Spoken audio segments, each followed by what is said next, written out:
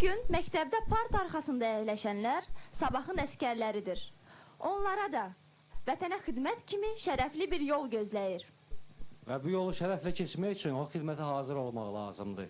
Bu hazırlığı isə Azərbaycanın könüllü hərbi vətənpərvərlik və idman cəmiyyəti aparır. Bugün onların nümayəndələri sizin tədbirinizə gəlib və sizinlə sabahın əskərləri yarışmaq istəyirlər. Əskərlərimizi və onları dəvət... Hədəfləri yoxlayırıq.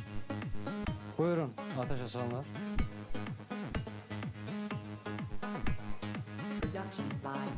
Könüllü hərbi vətənpərvərlik və idman cəmiyyətinin nümayəndəsi hədəfdən yan gedib. Amma əskərimizin nəticələri 7 və tam orta. Təbrik edirik.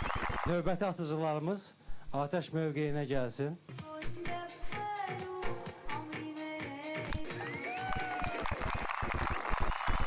Bu alqışlar hədəfə baxmadan əskərimiz üçün gəlir. Növbəti atıcılarımızı atəş mövqeyinə dəvət edirik.